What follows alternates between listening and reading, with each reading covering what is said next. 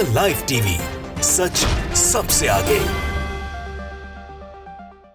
नमस्कार, live TV आप देख रहे हैं, आपके साथ मैं हूं आदित्य कुमार। जब हमास ने इजराइल पर हमला किया था 7 अक्टूबर को, तो भारत के स्टैंड को इजराइल अपना स्टैंड बताते हुए, अपना समर्थन बताते हुए बड़ी बड़ी बातें कर रहा था। इजराइल कह रहा था कि भारत का भी समर्थन हमें प्राप्त है, भारत हमारे साथ खड़ा हुआ है, वो फिलिस्तीनियों के विरोध में है। लेकिन शायद इजराइल इस बात को नहीं जानता कि हमेशा से इतिहास भी इस बात का गवाह रहा, भले ही इजराइल ने मदद की सेना के तरफ से, हथियारों की तरफ से, मतलब हथियार भी भेजे भारत को, लेकिन उसके बावजूद भी भारत का जो स्टैंड रहा वो हमेशा फिलिस्तीनियों के साथ रहा। फिलिस्तीनियों के साथ जो अन्याय हुआ उनके साथ रहा है। अभी हाल फिलहाल में जो बात निकलकर सामने आई वो ये है कि यूएन में भारत ने इजराइल के साथ ना होकर बल्कि फिलिस्तीन का साथ दिया और इजराइल की बोलती बंद कर दी है। जी आप सही सुन रहे हैं, ये खबर देखिए। लोकमत हिंदी ने भी ये खबर अपने वेबसाइट पर डाली है। लिखा है कि इजराइल हमास कॉन्फ्लिक्ट, यूएन में फिलिस्तीन के साथ खड़ा हुआ भारत नागरिकों के साथ हो रही बर्बरता को बताया गलत। यानी सीधे तौर पर इजराइल के द्वारा की जा रही बर्बरता को भी सबके सामने रखा, यानी पोल खोल कर रख दी इजराइल की, जो फिलिस्तीनियों के साथ बर्बरता कर रहा था। संयुक्त राष्ट्र में भारत ने एक बार फिर फिलिस्तीन का समर्थन करते हुए नागरिकों के साथ हो रहे अत्याचार की कड़ी निंदा की है। भारत की ओर से यूएन में स्थायी प्रतिनिधि रुचिरा कंबोज फिलिस्तीनी लोगों के साथ देश के दीर्घकालिक संबंधों को दोहराया और कहा कि इजराइल हमास के बीच चल रहे संघर्ष में बड़े पैमाने पर नागरिकों की जान का नुकसान अस्वीकार्य है। यानी ये कहीं से भी स्वीकार नहीं किया जा सकता है कि इस तरीके से आप किसी देश के नागरिकों को हताहत करें।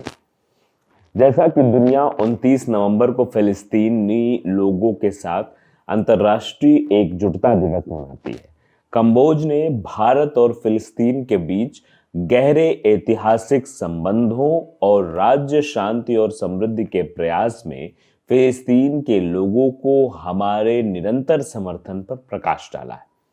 रुचिरा कंबोज ने चिंता व्यक्त करते हुए कहा कि हम आज ऐसे समय में एकत्र हुए हैं जब मध्य पूर्व में सुरक्षा की स्थिति खराब हो रही है।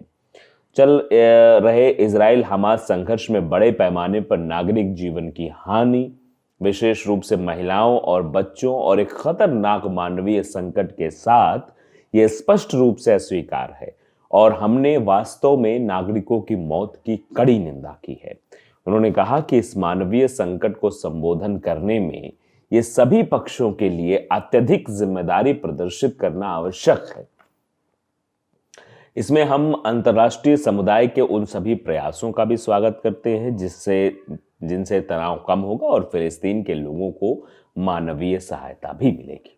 दरअसल भारतीय प्रतिनिधि ने तनाव कम करने और फिलिस्तीनी लोगों के लिए मानवीय सहायता प्रदान करने के उद्देश्य से अंतर्राष्ट्रीय प्रयासों का स्वागत किया है। भारतीय प्रतिनिधि ने मानवीय ठहराव की एक सकारात्मक कदम के रूप में प्रशंसा भी की, जिससे सहायता की समय पर और निरंतर डिलीवरी सुनिश्चित हो सके।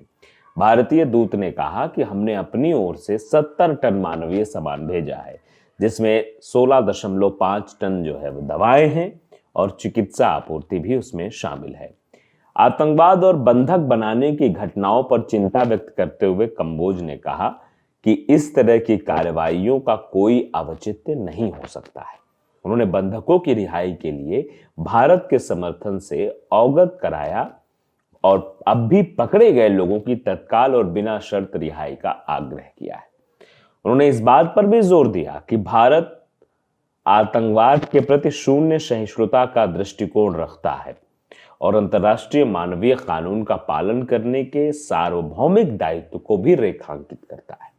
यूएनजीए में भारत के स्थायी प्रतिनिधि रुचिरा कंबोज ने कहा कि भारत ने हमेशा से इजराइल फिलिस्तीनी मुद्दे पर बातचीत के जरिए 2 राज्य समाधान का समर्थन किया है, जिससे फिलिस्तीन के एक संप्रभु, स्वतंत्र और व्यवहार्य राज्य की स्थापना भी हो सके। उन्होंने आगे भी कहा कि सुरक्षित और मान्यता प्राप्त सीमाओं के भीतर कंधे से कंधा मिलाकर इजराइल के साथ शांति से भारत अपनी ओर से हमारे द्विपक्षीय विकास साझेदारी के माध्यम से फिलिस्तीनी लोगों का समर्थन करना जारी रखेगा। यानी ये बात कहते ही आप समझिए कितनी मिर्ची लगी होगी, इसका भी आप अंदाजा नहीं लगा सकते। आप समझिए कि जो बातें भारत की तरफ से कही गई हैं वो चर्चा का विषय बनी हुई है। पहली बात तो भारत कह रहा है कि जो सीमाएं हैं उसके भीतर ही इजराइल रहे। दूसरी सबसे बड़ी बात कि वो कंधे से कंधा मिलाकर चले, वो उनकी जमीनों पर कब्जा ना करे, ये भी बात बताई गई। और फिलिस्तीनी लोगों का समर्थन भी भारत जारी रखेगा, ये भी भारत ने अपना स्टैंड क्लियर कर दिया कि हम फिलिस्तीनियों का समर्थन करते रहेंगे। उद्यमिता और सूचना प्रौद्योगिकी और फिलिस्तीन के लोगों को मानवीय सहायता भेजना भी हम जारी रखेंगे। अब इससे अंधभक्तों को जरूर मिर्ची लग सकती है। वो लोग तरह तरह की बातें, तरह तरह के रिएक्शन सोशल मीडिया पर देने लगेंगे, लेकिन उनको भी इस बात को समझना होगा जो भारत समझाना चाह रहा है। भारत कभी भी अन्याय के साथ नहीं खड़ा रहा है। पंडित अटल बिहारी वाजपेयी के उस पुराने भाषण को भी आप सुनेंगे तो आपको ये पूरी तरीके से क्लियर हो जाएगा कि पंडित जी का स्टैंड किस ओर था। अब देखिए, हिंदुस्तान ने भी इस खबर को तरजीह दी कि यूएन में फिलिस्तीनियों के साथ दिखा भारत, कहा रुकनी नहीं चाहिए मदद। इजराइल हमास युद्ध पर भी बयान दिया है। संयुक्त राष्ट्र में भारत के स्थायी प्रतिनिधि रुचिरा कंबोज ने फिलिस्तीनी लोगों के प्रति भारत के समर्थन को फिर से दोहराया है। उन्होंने कहा कि इजराइल हमास के बीच चल रहे युद्ध में बड़े पैमाने पर निर्दोष नागरिकों की जान का नुकसान किसी भी सूरत में स्वीकार नहीं होगा। कंबोज ने कहा कि दुनिया 29 नवंबर को फिलिस्तीनी लोगों के साथ अंतर्राष्ट्रीय एकजुटता दिवस मना रही है। हम भी उन्हें लगातार राहत सामग्री भेज रहे हैं और ये मदद रुकनी नहीं चाहिए। और भी देशों से अपील की कि मदद पहुंचाते रहिए। उन्होंने कहा कि हम आज ऐसे समय में एकत्र हुए हैं जब मध्य पूर्व में चल रहे इजराइल हमास युद्ध के कारण सुरक्षा स्थिति बिगड़ रही है। बड़े पैमाने पर आम नागरिक, विशेषकर महिलाओं और बच्चों की मौतें हो रही हैं। यह एक खतरनाक मानवीय संकट है जो किसी भी सूरत में अस्वीकार्य है। हम वास्तव में नागरिकों की मौत की कड़ी निंदा करते हैं। भारतीय प्रतिनिधि ने युद्ध के चलते तनाव कम करने, फिलिस्तीनी लोगों को मानवीय सहायता प्रदान करने के अंतर्राष्ट्रीय प्रयासों का भी स्वागत किया है। कंबोज ने कहा कि एक अच्छा कदम है क्योंकि इससे फिलिस्तीनियों को समय पर और निरंतर सहायता मिल रही है। हमने अपनी ओर से 70 टन मानवीय सामान भेजा है, जिसमें 16.5 टन दवाएं और चिकित्सा आपूर्ति भी शामिल है।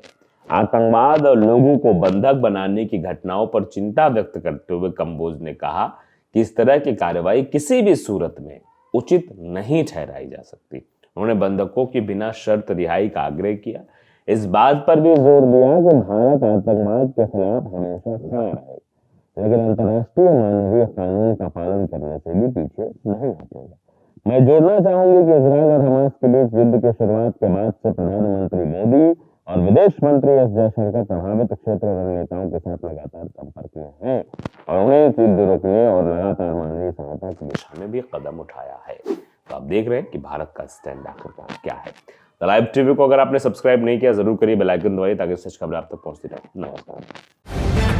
द लाइव टीवी, सच सबसे आगे।